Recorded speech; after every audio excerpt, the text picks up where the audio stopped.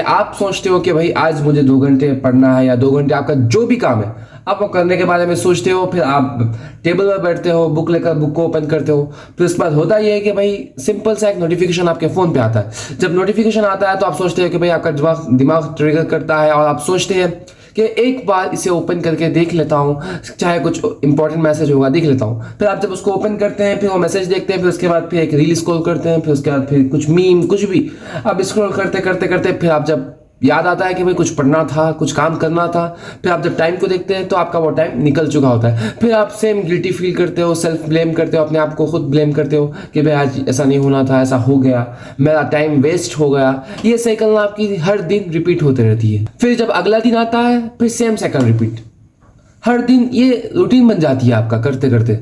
इसकी simple science ये है कि हर एक नोटिफिकेशन आपके डोपामिन को छोटा सा हिट देता है। इससे आपको ये लगता है कि आप रिलैक्स कर रहे हो, लेकिन असली में होता ये है कि आप अपने ब्रेन को ट्रेन कर रहे हो कि focus is equals to boring and scrolling is equals to rewards.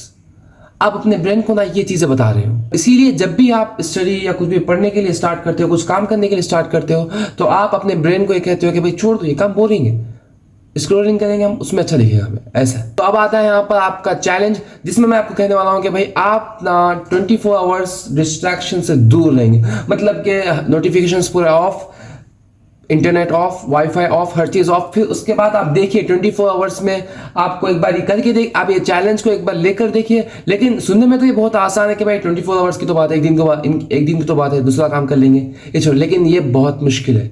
ये आप ना अपने फोन से दूर रह ही नहीं सकते। आप ये चैलेंज करके देख लिए, 90% लोग इसमें फेल हो जाएंगे, क्योंकि वो मोबाइल के बगैर रह ही नहीं सकते।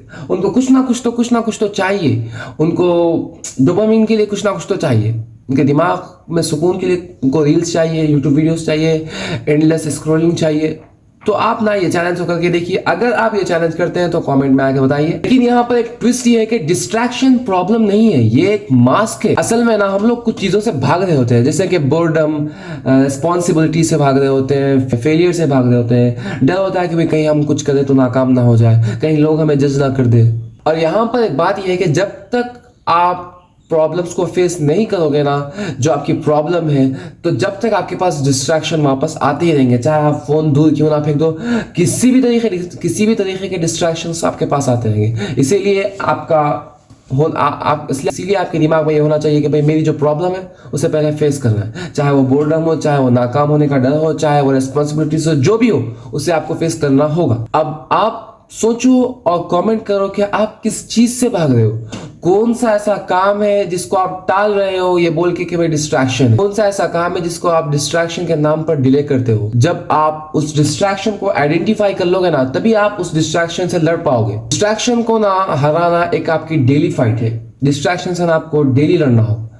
तो जब भी आप डिस्ट्रैक्शन के अगेंस्ट जाते हो, डिस्ट्रैक्शन के खिलाफ जाते हो, तो आप ना अपने फ्यूचर को शेप कर रहे हो, आप ना अपनी आइडेंटिटी को शेप कर रहे हो, आप अपनी एक पावरफुल आइडेंटिटी बना रहे हो। इमेजिन करो, अगर आपने आज से ही, अभी से ही अपने आप पर कंट्रोल लेना स्टार्ट कर दिया, तो इमेजिन करो आप 1 साल बाद कहाँ होंगे। जरा उसको इमेजिन करके आज से ही अपने ऊपर कंट्रोल लेना शुरू करिए और स्टार्ट हो जाइए। अब लास्ट में मैंने आपसे सिर्फ एक ही बात कहूंगा, अब ये आपकी चॉइस है कि आप डिस्ट्रैक्शन चूज करें या अपना फ्यूचर।